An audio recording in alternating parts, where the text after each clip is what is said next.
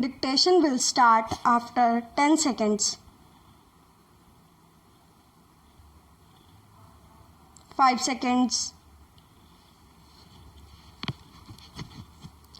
Start. Now, sir, honorable members will recall that the bill was introduced in the House of the People on the 2nd September 2003. It has had a long history and in one form or another it has been before the public since the end of 1949. In the statement of objects and reasons, the various stages through which the bill has passed since 1946 have been summarized, and I need not recapitulate on this occasion the circumstances in which the then Government of India took the decision in early 1946 to initiate an inquiry into the reform of our company law.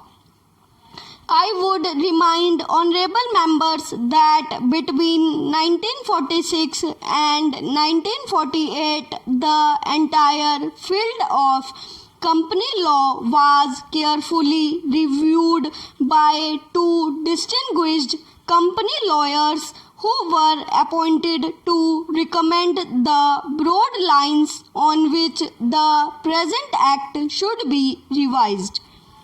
Their recommendations were examined in the then Ministry of Commerce, and certain tentative departmental views which emerged were circulated in a comprehensive memorandum to all recognized trade and industrial associations, bar associations, the high courts and the state governments. That brought us to the end of 1949.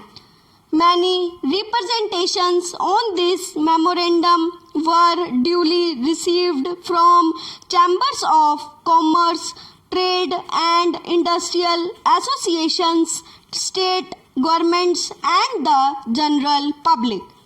At the end of 2000, the Government of India appointed a committee under the chairmanship of Shri Bhabha to go into the entire question of the revision of the Companies Act with particular reference to its bearing on the development of trade and industry in this country. This committee examined a large number of witnesses in many parts of the country and submitted its report in March 2002. This report again was circulated to all state governments, chambers of commerce, trade associations, high courts and many other bodies.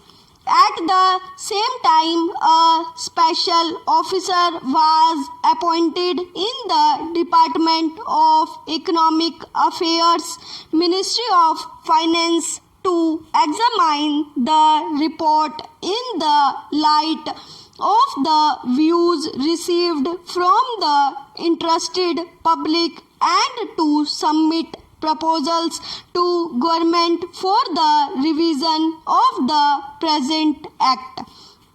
The bill now before the House is based largely on the recommendations of the Company Law Committee, modified in a few particulars. Honorable members will notice that so far as public relations go, the bill has covered adequate ground.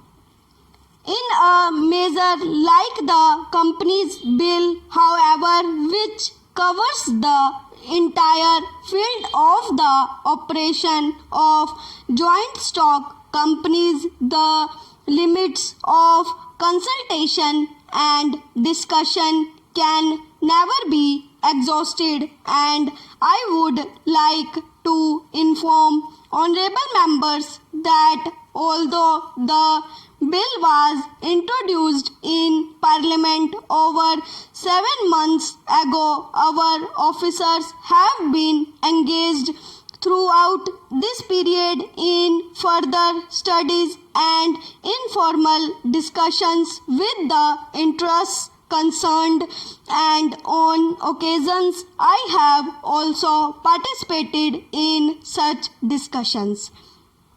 I have also given some further thought to some of the issues arising out of the bill, and I propose at the appropriate stage to bring before the Select Committee any changes in the provisions of the bill which seem to me to be worthy of consideration in the light of this further examination.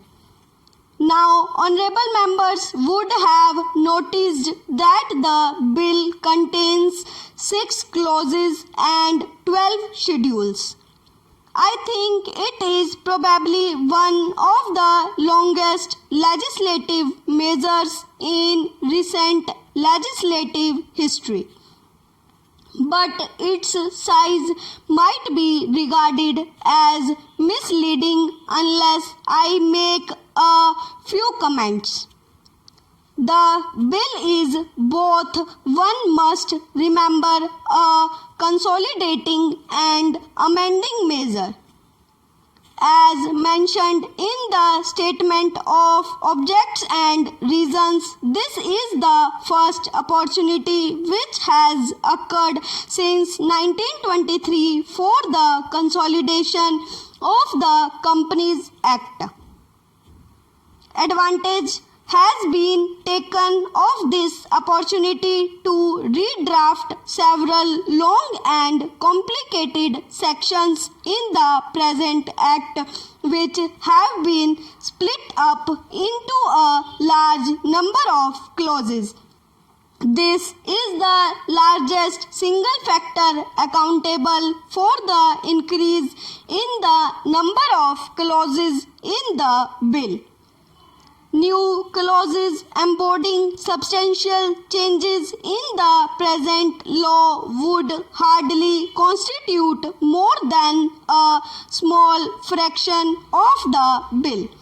I would also draw attention to the structural changes in the bill to which a reference has been made in the statement of objects and reasons. The redraft of the bill and the rearrangement of the existing chapters in the Companies Act in a more logical order have, I think, resulted in a noticeable improvement in the form of the bill, and I hope will facilitate better understanding and appreciation of the scheme.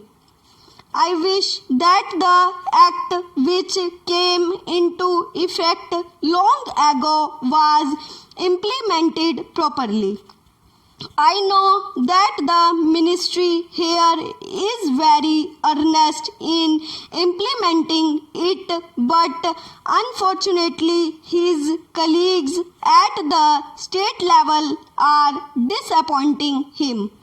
Unfortunately, no steps have been taken for trimming or toning up the administration at the state level, and at the district level they have to be taken immediately. Stop.